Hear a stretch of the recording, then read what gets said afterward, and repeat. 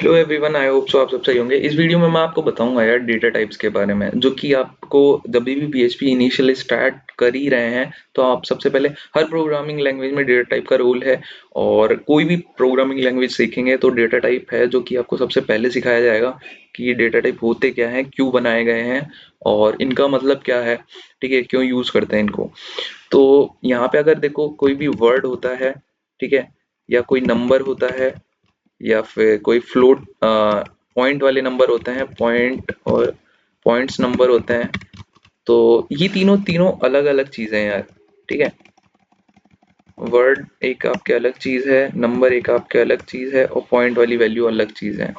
और अगर आपको कहीं पे ये देखना है, टेस्ट करना है कि ये सही है नहीं है, तो आपके पास में आता है ट्रू और फॉल्स। ठीक है, इस तरीके से। तो ये सारी की सारी चीजें अलग हैं। ये सारे वर्ड हैं वो अलग अलग हैं। ठीक है, नंबर अलग चीज होती है, वर्ड अलग चीज होती है, पॉइंट वाले नंबर्स होते हैं वो अलग चीज होती है। ठीक है, सही या गलत ये एक अलग चीज है। तो इस तरीके की जो चीजें होती है ना, उनको क्या है, डिफरेंशिएट कर रखा है। जब भी प्रोग्रामिंग लैंग्वेज में अपन काम करते हैं तो इन सारी लैंग्वेजेस को अलग अलग मतलब इन सारे वर्ड्स को और क्या अपन ने शॉर्ट कर रखा है कि भाई ये इस कैटेगरी में आएगा, ये इस कैटेगरी में आएगा, उसको बोलते हैं डेटा टाइप। ठीक है, यहाँ पर डेटा टाइप स्ट्रिंग के अंदर क्या होते हैं, वर्ड्स आते हैं अपने पास में। क्या आते हैं, वर्ड्स आते हैं। कोई भी वर्ड्स लिखना है अपन को तो आप डबल कोट्स में लिख सकते हैं या फिर सिंगल कोट्स में लिख सकते हैं। उसके बाद में अपने पास नंबर्स आते हैं, ठीक है, जिसको बोलते हैं इंटीजर। और इंटीजर हैं तो ऑब्वियस सी बात है, यहाँ पे नंबर्स आएंगे। इस तरीके से कुछ भी नंबर हो सकते हैं, एक्स वाई जेड। ठीक है, उसके बाद में अपने पास में फ्लोट टाइप की वैल्यू आती है। फ्लोट टाइप की वैल्यू मतलब कि यार पॉइंट टाइप की वैल्यू। जैसे आपने लिखा ये, या फिर हो सकता है ये। ठीक है, तो जो भी पॉइंट टाइप की वैल्यू होती है वो फ्लोट के अंदर डेटा टाइप है, उसके अंदर असाइन होती है। और फिर आपके पास आता है यार बुलियन। बुलियन के अंदर क्या होता है, दो टाइप की वैल्यू होती है, या तो वो ट्रू है या फिर वो फॉल्स है। ठीक है, उसके बाद में एक आता है नल नाम से। अब नल के अंदर क्या होता है कि नल एक प्रॉपर्टी है, एक स्टेट बोल सकते हो, जिसका मतलब है आपको पता है खाली है। ठीक है, तो नल एक स्टेट होती है, ये भी एक डेटा टाइप है। अब उसके बाद में आता है अपने पास में एरे। एरे क्या होता है, जिसके अंदर मल्टीपल। एरे स्टार्ट ऐसे होता है, ठीक है, इस ब्रैकेट से स्टार्ट होता है और एस ब्रैकेट पे खत्म होता है। ठीक है, इसके अंदर आप क्या कर सकते हो, स्ट्रिंग असाइन कर सकते हो, इंटीजर असाइन कर सकते हो, फ्लोट असाइन कर सकते हो। ठीक है, और बुलियन असाइन कर सकते हो। ठीक है, और नल असाइन कर सकते हो। तो जितने भी ऊपर मैंने ये डेटा टाइप लिखे हैं वो सारे के सारे आप इसके अंदर असाइन कर सकते हो। जैसे कि आपने सबसे पहले अपने जो एरे का फर्स्ट एलिमेंट है उसके अंदर कोई वर्ड लिख दिया, उसके बाद में आपने कोई इंटीजर लिख दिया वहां पे, जैसे 12 लिख दिया। फिर उसके बाद में आपने कोई फ्लोट की वैल्यू है 10.20 है, इस तरीके से लिख दी। फिर आपने उसके बाद में उसको ट्रू या फॉल्स दे दिया।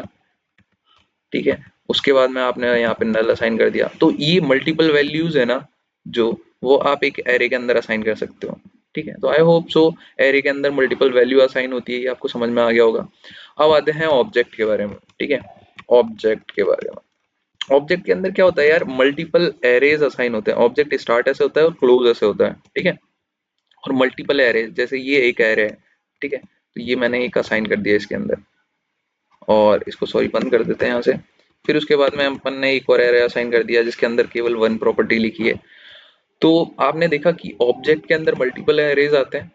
ठीक है, स्टार्ट ऐसे होता है ऑब्जेक्ट। ठीक है, और एरे के अंदर ऐसा नहीं है कि एरे के अंदर नहीं आ सकती मल्टीपल एरे। ठीक है, एरे के, ठीक है, एरे के अंदर भी आप मल्टीपल एरेज को लिख सकते हो, जैसे इस तरीके से भी लिख सकते हो, कॉमा लगा के। फिर आप दोबारा एरे लिख सकते हो। ठीक है, बट ये एरे ही कहलाएगा। ठीक है, अगर बट आपने इस तरीके से करा है, ठीक है, इस तरीके से आपने ब्रैकेट ओपन कर रखे हैं। ठीक है, और आपने फिर उसके बाद इसके अंदर एरे ऐसे लिख रखे हैं, तो इसको बोलेंगे अपन ऑब्जेक्ट। अब इसका मतलब, ऑब्जेक्ट का मतलब होता है यार देखो, ये एक फॉर्मेट है। ठीक है, जो जेसन का फॉर्मेट आता है, ठीक है, ये उसी तरीके से है। अगर आपने जेसन के बारे में थोड़ा सा पढ़ा है तो आपको पता होगा कि ऑब्जेक्ट क्या होता है। ठीक है, तो ये बेसिक डेटा टाइप है। अगर आप कोई भी वेरिएबल इनिशियलाइज करने जा रहे हो तो डेटा टाइप्स के बारे में आपको पता होना चाहिए। हर लैंग्वेज में ऑलमोस्ट सेम होता है। ठीक है, तो आपको पता होना चाहिए कि ये डेटा टाइप किस तरीके का है। अब डेटा टाइप इतनी देर से कर रहा हूँ मैं, ठीक है, आपको मैं वेरिएबल इनिशियलाइज करके बताता हूँ तो आपको एग्जैक्ट मीन समझ में आ जाएगा इसका कि ये होता क्या है। डॉलर ए नाम का एक वेरिएबल लिया मैंने और उसके अंदर मैंने वैल्यू असाइन कर दी, जैसे संदीप नाम से। अब ये संदीप नाम का एक वर्ड है, तो अगर मेरे से कोई पूछे कि डॉलर ए है उसका डेटा टाइप क्या होगा, तो मैं उसको बता सकता हूँ कि इसका डेटा टाइप क्या है, स्ट्रिंग है, क्योंकि मैंने ऊपर पढ़ा है कि अगर आप कोई सिंगल कोट में या डबल कोट में कोई चीजें लिख रहे हो तो उसका डेटा टाइप क्या होगा, स्ट्रिंग होगा। सिमिलर केस है, अगर मैं यहाँ पर वैल्यू असाइन कर दूं 10, तो डेटा टाइप क्या होगा, तो डेटा टाइप होगा इंटीजर। अब यहाँ पर मैं मान के चलो मैंने एक वेरिएबल तो ए इनिशियलाइज करा था, यहाँ पर मैं एक और इनिशियलाइज कर लेता हूँ 20।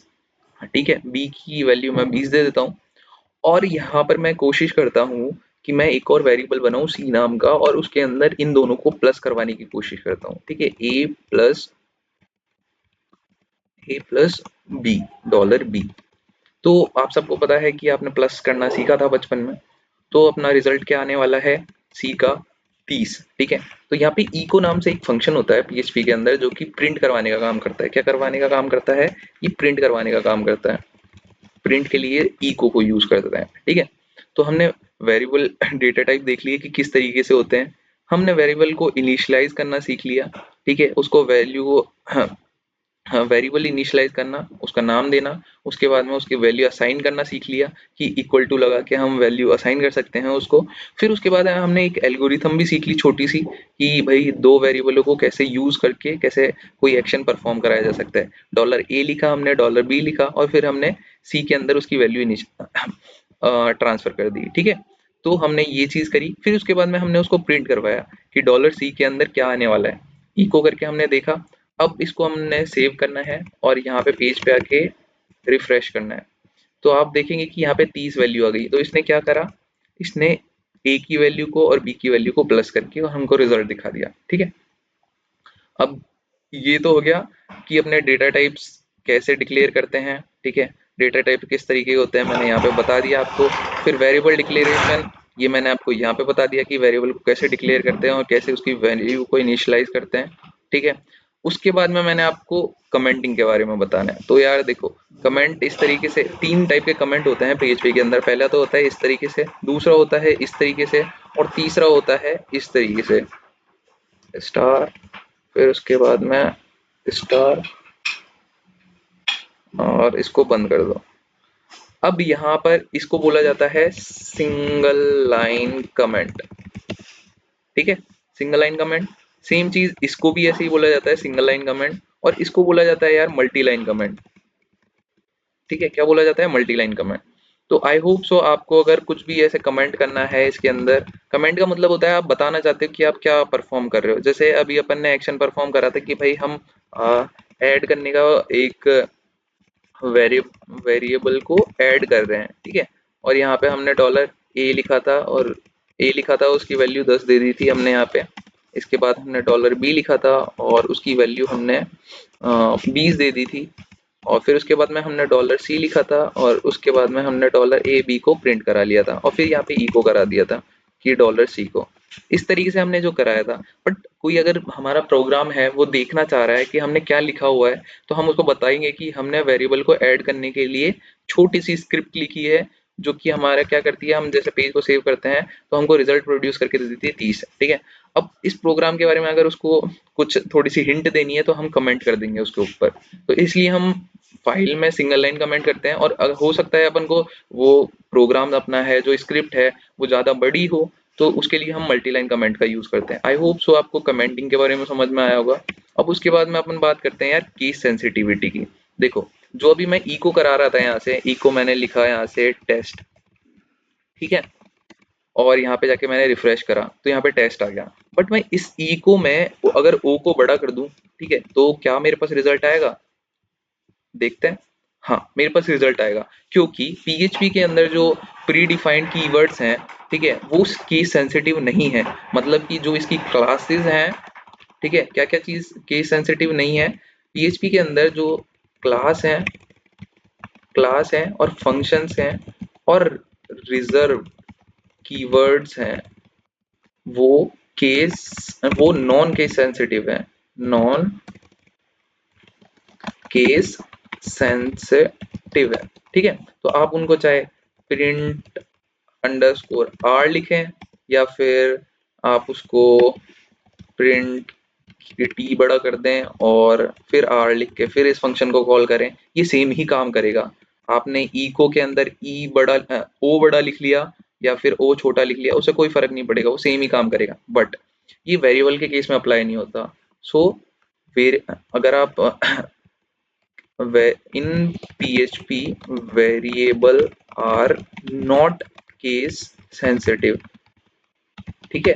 तो आपको ये पता होना चाहिए कि अगर आप जैसे कि डॉलर नेम लिख रहे हैं और उसको आपने दिया है अंकित, ठीक है, और अगर आप डॉलर नेम के अंदर एन बड़ा लिख रहे हैं, ठीक है, और उसको नाम दिया है आपने संदीप, तो ये दोनों डिफरेंट चीज है। जैसे कि आप इको कराएं यहाँ पे, ठीक है, इको कराने के टाइम पे आपने डॉलर नेम दिया अपने यहाँ पे, ठीक है, और डॉलर के नेम दिया और br कर देते हैं यहाँ पे,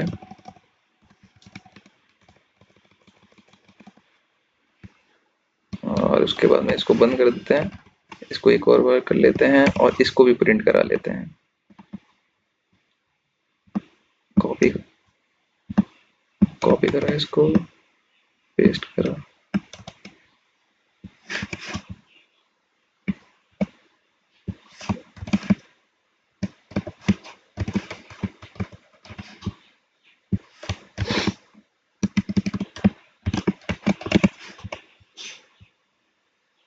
ठीक है। तो यहाँ पे देखो अंकित और संदीप दोनों अलग हैं, क्योंकि यहाँ पर मैंने नेम में नेम है वो नॉन केस सेंसिटिव है पीएचपी के अंदर, जो इनबिल्ट जो इसकी क्लासेस हैं फंक्शंस हैं, ठीक है, वो केस सेंसिटिव नहीं है। और जो भी आप वेरिएबल डिफाइन करेंगे वो सारे के सारे केस सेंसिटिव हैं। तो आई होप सो आपको इसके बारे में थोड़ा सा आइडिया लग गया होगा कि क्या चीजें हैं केस सेंसिटिव हैं, क्या है जो केस सेंसिटिव नहीं है, और उनको किस तरीके से यूज करते हैं। इस वीडियो के लिए इतना ही, धन्यवाद देखने के लिए। आगे वाली वीडियो में मैं और डीप में बताऊंगा तो आपको और अच्छे से समझ में आ जाएगी चीजें, अगर कुछ रह गई होंगी तो। धन्यवाद।